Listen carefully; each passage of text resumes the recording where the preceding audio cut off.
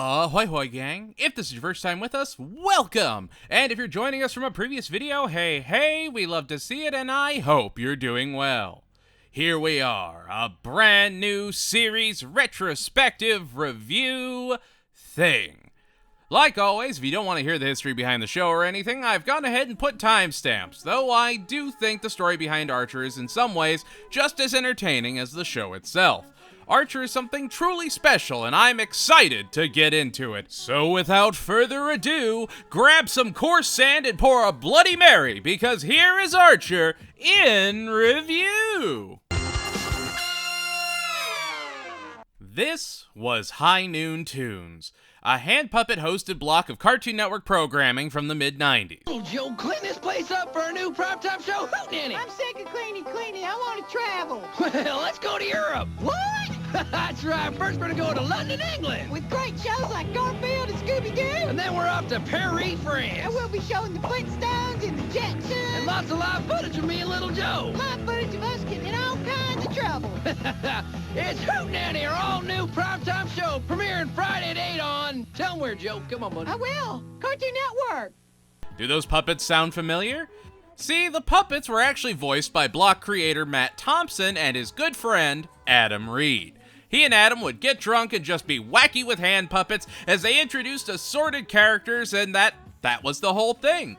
It ran for 2 years, and most don't remember it, but it was definitely an element of the time. See, that was the creativity at play. Even things like Space Goes Coast to Coast would get a new thing of paint and would be repurposed into kids' programming as a means to save money. Something they do by bringing in Soup to Go Studios, which will be important later on, to make special bumps and later the cartoon-hosted Friday night block, Cartoon Fridays. However, while all that was going on, Matt Thompson and Adam Reed moved away from kids' programming and actually went to work developing one of the first Adult Swim series ever, C-Lab 2021. A repurposed and reimagined version of C-Lab 2020, where they took the old footage and, thanks to some very clunky flash animation, made their own, usually insane stories focused around Captain Murphy and the crew, usually culminating in the C-Lab blowing up at the end of the episode, as is tradition. Sometimes they'd have live-action segments, others they'd do promotional material for the hit summer blockbuster Tin Fins. The show would run for several seasons and was a mainstay of early Adult Swim broadcasting and showed what early Adult Swim and even Cartoon Network were. You had all these incredibly talented people basically working with no budget and just a passion to create something fun and amazing. You had creative teams pulling actors out of the hall for recording sessions here and there, and because of it, unlike the cross-promotion we talked about in King of the Hill, you actually had this sense of community between all the Adult Swim shows. Even over at Cartoon Network Studios, you had the step bastards of Hanna-Barbera all working out of a trailer, and they'd all become huge and household names in their own rights.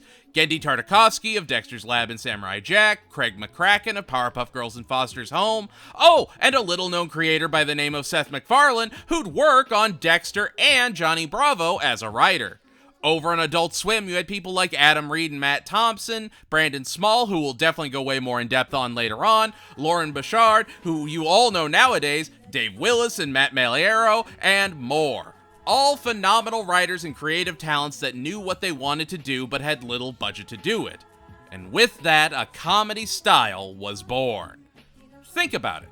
How do you make a repurposing of an old Hanna-Barbera cartoon that no one's really heard of funny? How do you make it fresh? By and large, the creativity has to come from the writing. Matt Thompson and Adam Reed had to depend on the incredible voice cast to make the series funny. I will say a lot of that came from the work of Harry Goz, who played Captain Murphy. He brought him to life in just a truly spectacular fashion that elevated the show to a whole new level. Sadly, he did pass in 2003, and they'd have to replace him with the new captain for the show, Torpedo, actually played by Michael Goz, Harry Goz's son. Eric Estrada, MC Chris, Ellis Enikin, Kate Miller, Bill Lobley, and even Reed and Thompson worked to make sure that their delivery worked like no other, and because of that passion to just make something truly out there, crazy and unhinged, a classic was made. There's this saying that if you want to do big, grand, epic scenes, it's much easier to do them animated than it is to do them live action. That is, if you have the budget for it. Here you had an animated series with no budget and clunky movement, so every extra bit of animation needed to serve a purpose. The show hung on the dialogue. C-Lab 2021 was focused on delivery, reaction, and the pregnant pause. Just characters looking over at each other again and again and again for sometimes unnerving amounts of time. But the more it happened, the more it worked, and the more Matt Thompson and Adam Reed polished their style. Fast forward a few years, and they would return to Adult Swim with a brand new idea: Frisky Dingo. Unlike C-Lab 2021, Frisky Dingo would actually be focused around a narrative. The first episode would literally cut into the C-Lab intro as Killface announces that he's constructed the Annihilatrix and is going to jettison the Earth into the sun. Unfortunately, he doesn't have the funds for a proper media buyout to get his message out to the people of Earth, so he has to get a little creative. It also gives us Xander Cruz, billionaire playboy, who also plays around as the incredible superhero Awesome X.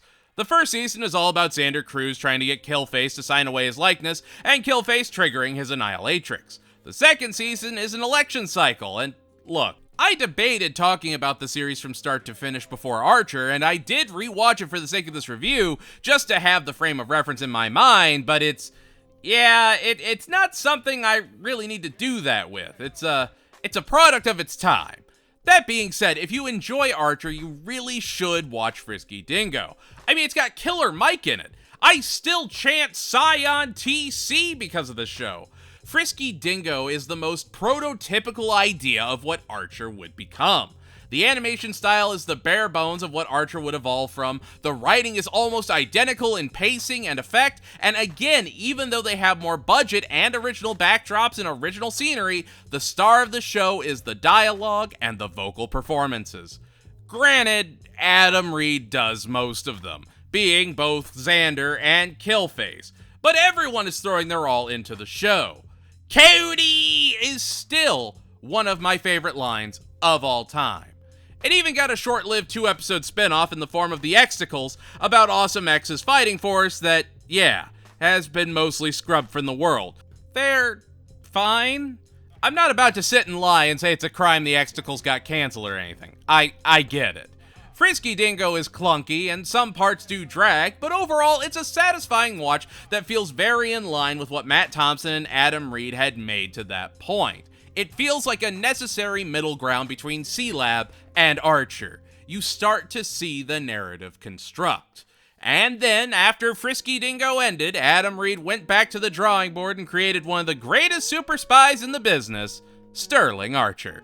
Archer is very much the culmination of almost 20 years of creative input. From hand puppets to globe-trotting espionage, we've seen in real time how Matt Thompson and Adam Reed's writing and creative direction has evolved into what everyone knows as Archer today. Which, if you think that's wild, just wait until we get into Bob's Burgers. And so, how did Archer, the 14th season tour de force, and one of FX's first original animated series turn out? Well, there's really only one way to find out. And here we are, Season 1.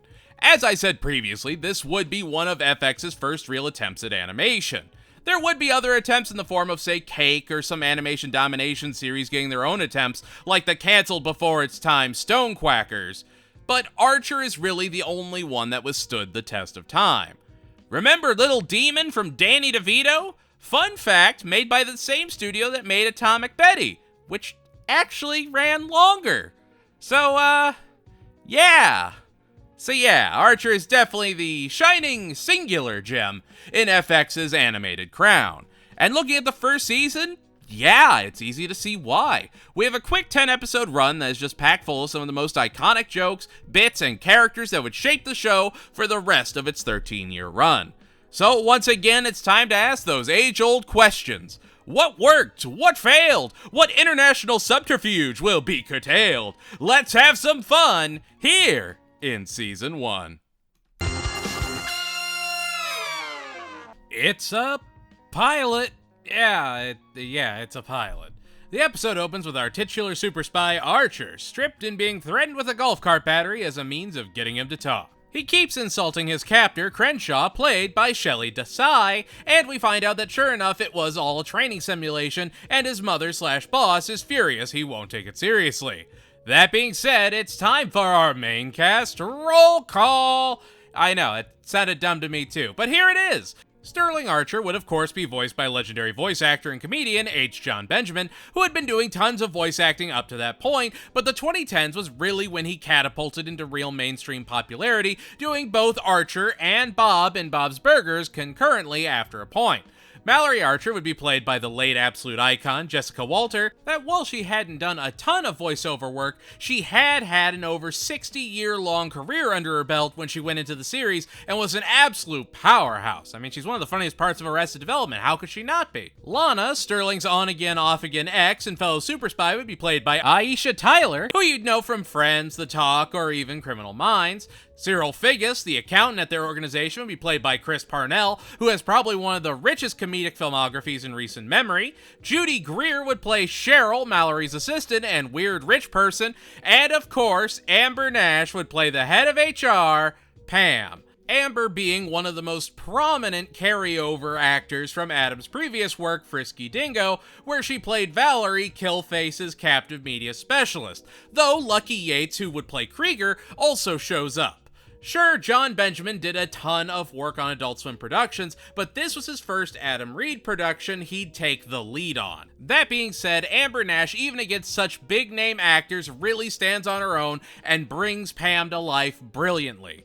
We get Adam Reed playing side characters, and while there is mention of Krieger the tech developer, he wouldn't actually be voiced yet until Lucky Yates made that Brazilian German sing like only he could. Oh yeah, we're in for some good stuff here. Now, I'm saying all this, going through all this information because, yeah, it's a pilot. We get introduced to Archer and the crew, but it's really just a bunch of back and forth to show you that, yeah, Archer is a really good super spy and a really just horrible person. He forgets people's names, harasses receptionists, played by Maggie Wheeler, and even abuses his beloved butler Woodhouse, initially played by George Coe, until his tragic passing. Archer has abused his expense report, and so he has to break into his own spy agency to hack the mainframe and bury the evidence, all under the guise of hunting for a fake mole. Now, it should be said that the spy organization was named after a certain Egyptian goddess of wisdom well before the name was co-opted by a certain terror group. Sadly, they would have to get rid of the name because of that fact, but you know what the name of the organization is. ISIS. All is actually a pretty clever idea when they introduce other rival organizations like Odin. You know, kind of a neat touch. Well, when Archer breaks into the building, turns out Crenshaw was in fact an actual mole, and he decides to take Archer hostage to make his escape. They get into a shootout with Lana, and then Archer just blames everything on Crenshaw, and crisis averted.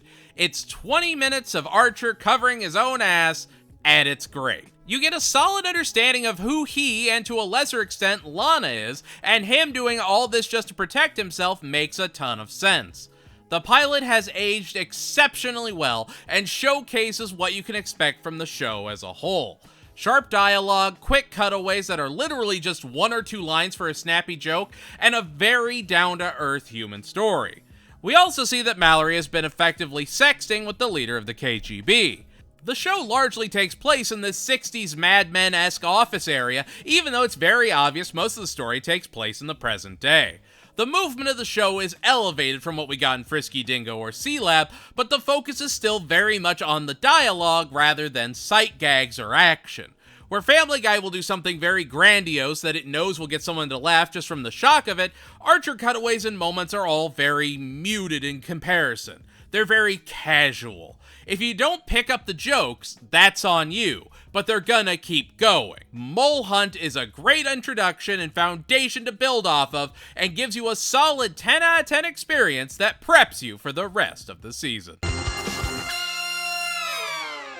When Mallory sees that Lana still has feelings for Archer when he stops someone from blowing up an event, she's determined to get Cyril to be a field agent so he can impress his girlfriend. And so she covertly gets Archer to train Cyril to be a field agent without him knowing it's to make Lana fall more for Cyril.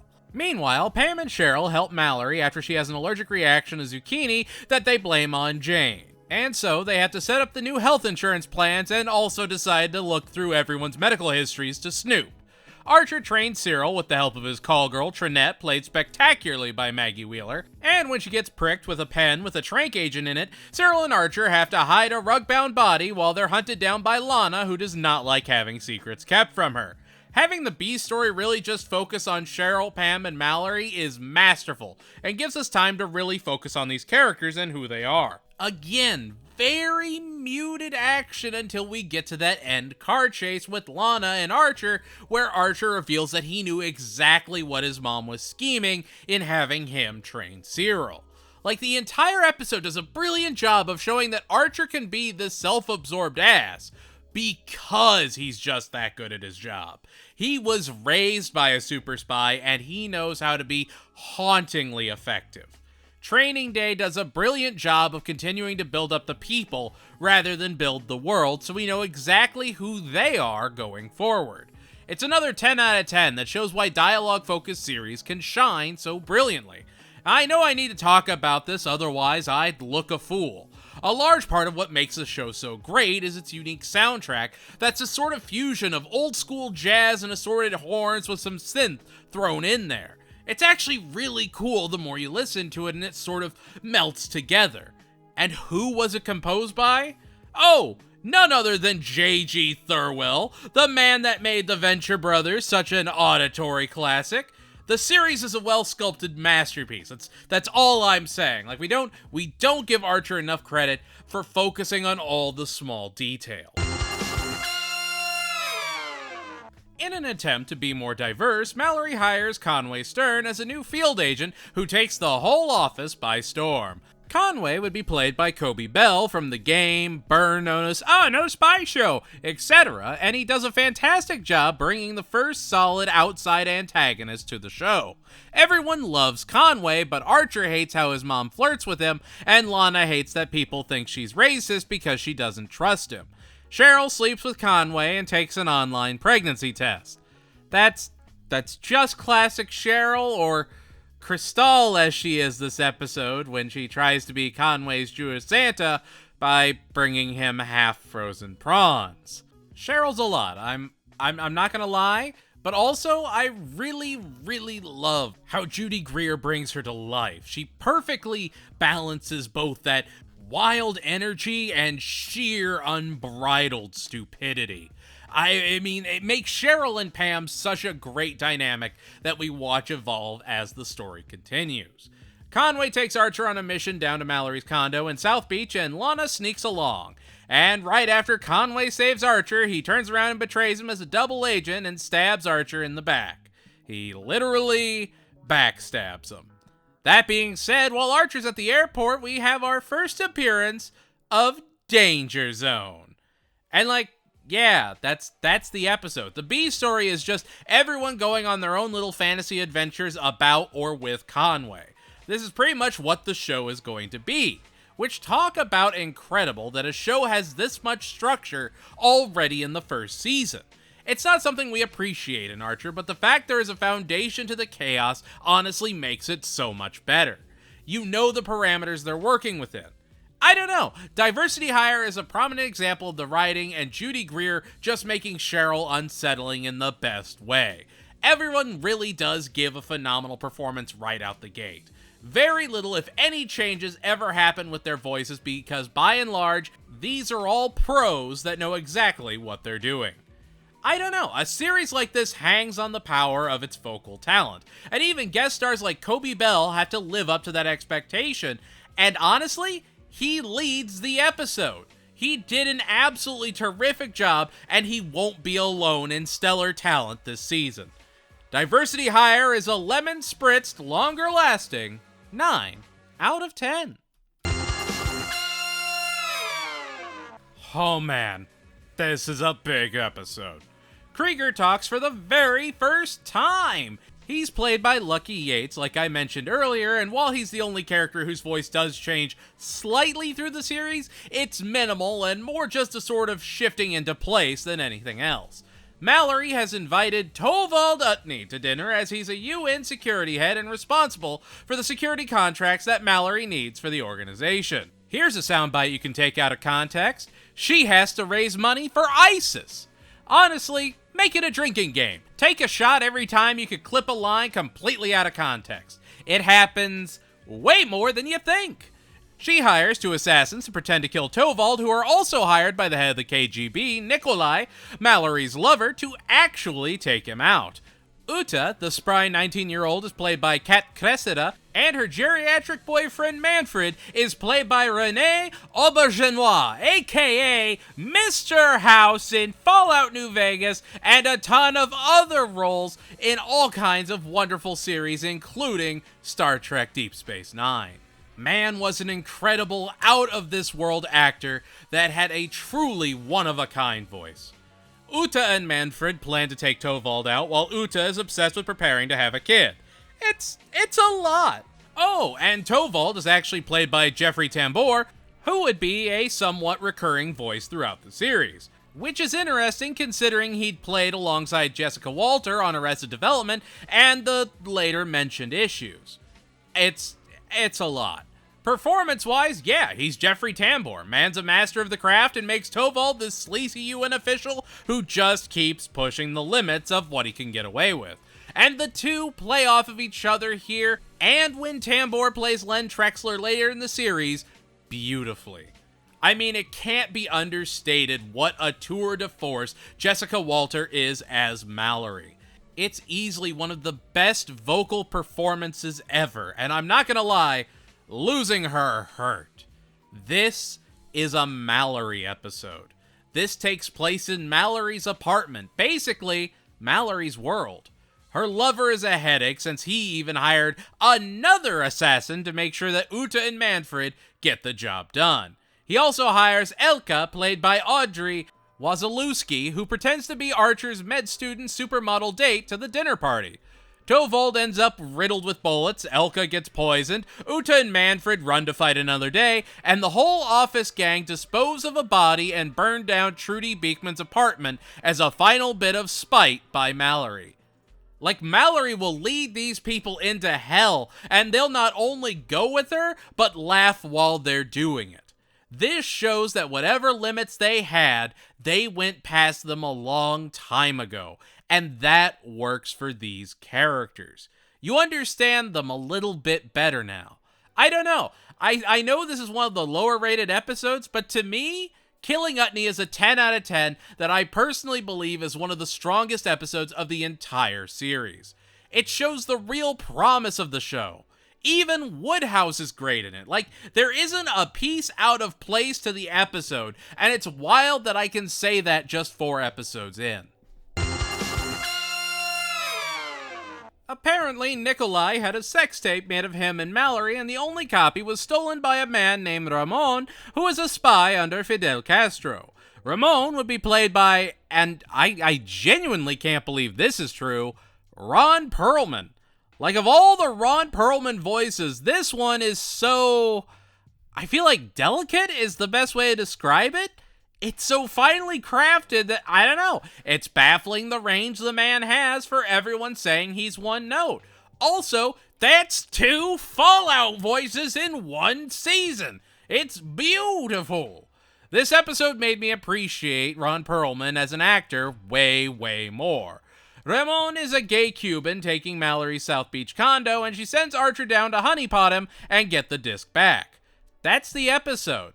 Oh, and the rest of the office plays Kill, Marry, Bang. We also get our first appearance of Ray Gillette, who is just Adam Reed doing his Xander Cruz voice, and it's perfect. No notes. Ray is one of the best characters, and I love that Adam Reed got to do that in his show. Archer and Woodhouse go to Miami, and when Archer can't seduce him, they befriend 2 gay guys, Charles and Rudy, played by Reno 911's finest, Thomas Lennon, and Robert Ben Garant, who I feel like has done this voice before in other Adam Reed series. It just sounds really, really familiar whenever he goes, "thank you." Anyway, they get Archer into the kind of honeypot that could actually attract Ramon, who is totally aware of who Archer is the entire time, and when he concusses him with a highlight ball, they bond over their detest for their mothers. Charles and Rudy are actually assassins sent after Ramon, and it's just a whole thing. They have to actually tie up Woodhouse, who they adore, to do their jobs. It makes it feel like it's a more lived-in life. A lot happens. A lot of moving parts. I will say I appreciate how there's a story running in the undercurrent of the season, and it's literally just Mallory having this weird relationship with Nikolai and their flings causing issues. Charles and Rudy are masterful additions to Ron Perlman's Ramon, and they all get brought to life expertly. It's a fun and great episode that makes you feel horrible for Woodhouse and just go along for the ride. I mean, think about this. This episode is actually bringing in the South Beach condo from an episode earlier in the season. That may not mean anything to you, but if you look at C-Lab 2021, if you look at Frisky Dingo, in large part, those smaller details are forgotten or just substituted. But they will be calling back things from Season 1 all the way up until at least Season 7. It's baffling to me how much attention to detail there is in a show that could have had none. This show doesn't need it, but it makes it so much stronger because it is. Honeypot is a citric acid cooked 9 out of 10 that absolutely shines in every department. The gang has to input a bunch of records into the system over the weekend while Lana goes to take out an arms dealer, Scorpio, played by Rafael Ferrar, whose IMDb really wants you to remember he played Darth Malak in KOTOR. Lana screams and Archer goes to rescue her while Mallory is watching the super yacht from a distance with Nikolai on the Chum Guzzler having a weekend trip where she kind of discloses Archer might be Nikolai's son. I haven't talked about it, but Nikolai would be played by Peter Newman, who doesn't have a ton of credits to his name, but he was Tigra in Thundercats, which is wild. Honestly, he does a great job with Nikolai and makes him more than just some Russian caricature. He doesn't make the accent too thick, which is an important touch. Cyril starts the spiral about Archer saving Lana and terrified she might actually fall for him again. Cheryl, Pam, and Krieger start drinking and get Cyril in on it, and before he knows it, he's cheating on Lana with Cheryl, while Lana is living the high life and just needing a minute away from Cyril by pretending to be Scorpio's girl. Archer decides to join her for the much-needed break, and they actually start to bond a little when they find out they're still each other's beneficiaries if anything should go wrong. Again, even the insurance thing is a recurring bit from previous episodes. It's an underrated part of the narrative. Like in the very real chance Archer dies, Woodhouse, the man that raised him, doesn't get it, or Mallory, or even just his lemur. No, it goes to Lana, the woman he still cares about and even appreciates what color her eyes are for the first time. It's those small moments that show you Archer has a humanity deep down and it's starting to come to the surface. He had a rough childhood, effectively being ditched by his mom. He grew up with issues, and the more people learn, the more they're sympathetic to Archer. And even then, he and Mallory have their own messed up affection for each other. They love, but they just don't know how to show it. Scorpio is great, and shows that no character is perfect in this series. Cyril fell into the mud quick, and you had to see him get dirty. Man had to take his lumps. No one's clean for long in the Archer world. Now, you need to prepare yourself for the best episode of all time. Scorpio, in the context of the writing and show as a whole, like an 8 out of 10. It's excellent television. It's radiant. Compared to the next episode, it's like a 4 versus 1,000. It's another league. This is a white dwarf compared to a supernova. Someone has threatened to blow up the rigid airship, the Excelsior, on its maiden voyage, and it's up to Mallory's best to save it for Captain Lammers, played by Stephen Stanton, who did a phenomenal Grand Moff Tarkin in Rebels. Man's a good get. The ship runs with helium, not hydrogen, and Archer just can't get it through his head that it's safe and non-flammable. Archer and Lana have to bunk together, and Mallory gets to kick Trudy Beekman out of her first-class cabin. That seems familiar. Cyril, Pam, and Cheryl sneak on board. I really do appreciate that everyone is involved in every episode. They try to make sure everyone at least gets to say or do something, even if it's just playing Sleep, Marry, Kill or whatever, together. Here, Cyril gets blackmailed by Cheryl into continuing what they're doing while Pam watches. Lana suspects that Lieutenant Klaus Kraus, played by David Anthony Pizzuto, is their culprit, but turns out that Mallory was actually the one that put the thread in so that she could get Trudy kicked off and sneak her way on board. Wow, that's crazy. The funny part? Archer actually does find a massive explosive. Turns out Captain Lammers was the real bad guy and escapes while Archer and Lana have to disarm the bomb with the help of Gillette, everyone's favorite Mancy boy. And we get probably some of the best writing of the series. I genuinely, truly believe Skytanic is the best episode of the whole show. It's the one I revisit the most because I love that Archer can't get over the fact the ship has helium. It never registers with him. It's perfect.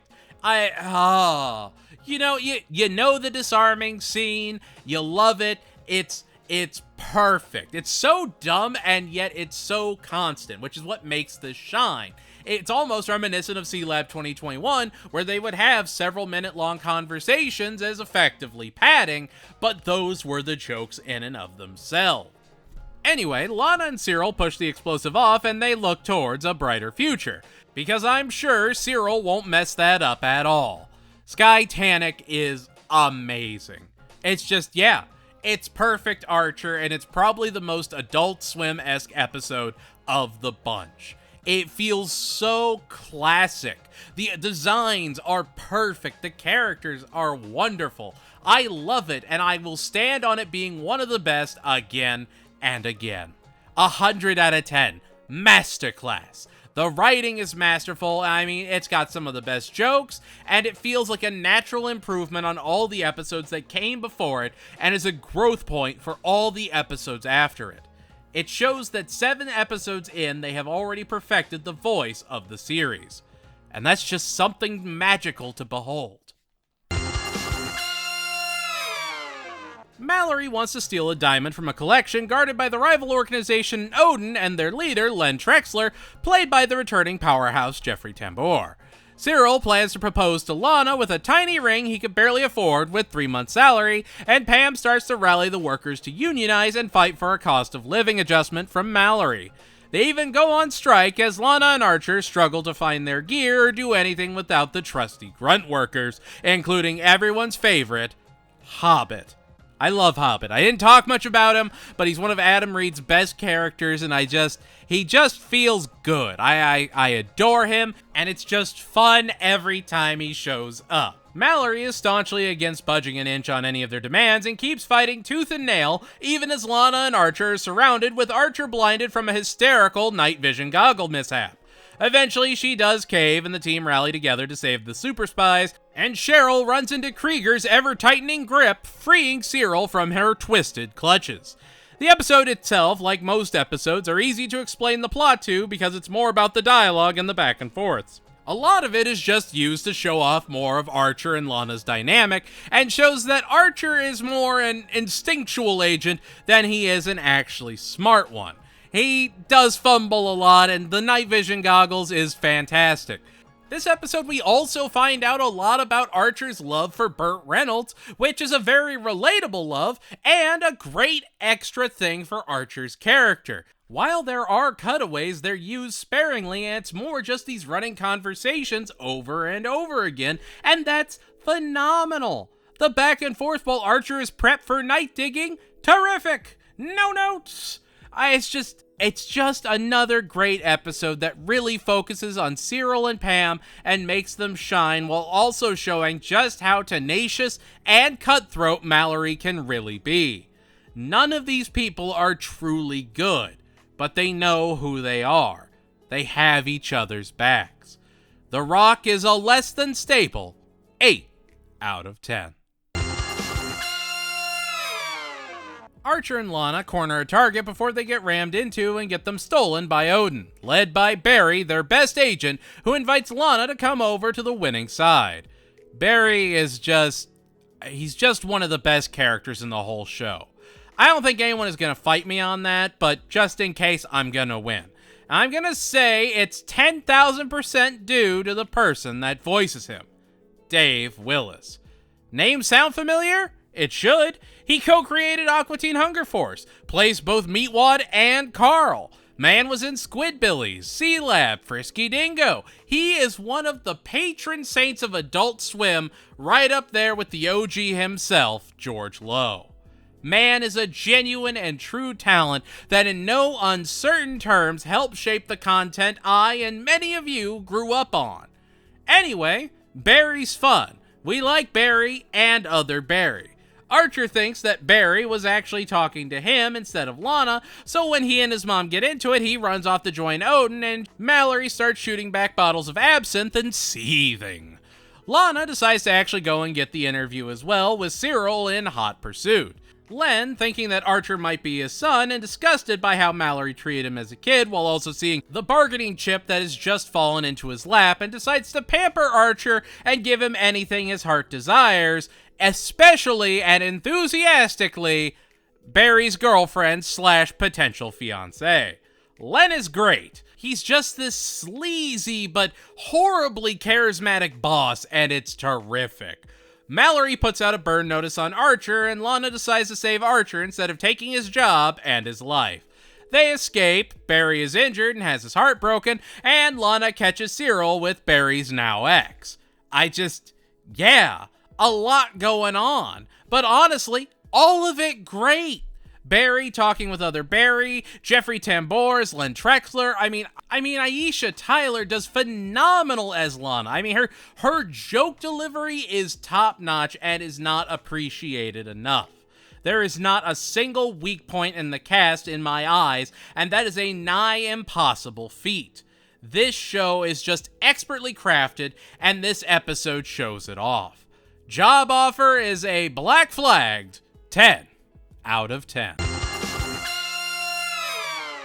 It's the season finale! Archer comes to Mallory's house in the middle of the night and demands a grilled cheese with a chip in his head. We then flash back to Archer discovering that Nikolai, Len, or Buddy Rich may actually be his biological father, and that Mallory faked his dad's death and lied to him his entire life. He understandably runs off, and Nikolai decides to turn him into a sleeper agent with the new chip. He sends Uta and Manfred to collect him, and they even run into Trinette, who has a stroller for a reason we'll find out next season. Manfred and Uta kidnap Archer and implant the chip that malfunctions almost immediately, and sends him into a rage anytime he hears a loud noise like his phone ringing. I also love that there's this older 60s aesthetic, but it's still very much the late 2000s, early 2010s, and they have modern technology.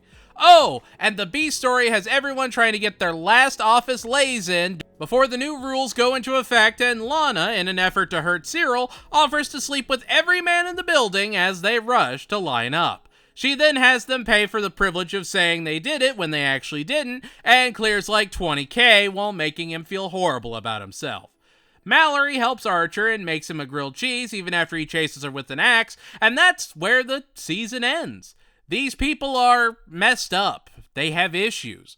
They're not okay. They live a very dangerous life where they never know if they're gonna come back from a mission, so of course they have these larger-than-life personalities so that they don't have to look back. But one of the most important things is no matter how broken these people have become, no matter what issues they're facing, they do have each other. There is a friendship, a camaraderie at the very core of what's going on. They can mock and belittle one another, but with everything they've done, they're a tighter group than most. And you can tell that Mallory does love Archer in her own awkward way. He is her only son. They're not good at it, but they're trying.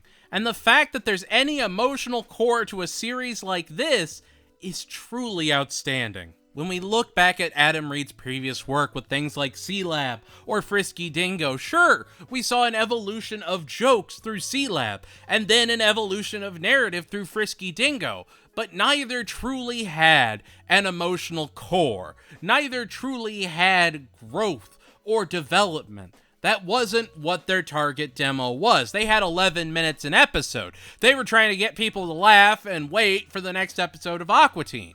They were just trying to get laughs. Here, they actually have an opportunity to branch out and build something bigger, build something more unique. And even though it's a story about a bunch of globetrotting spies, it's still so down to earth.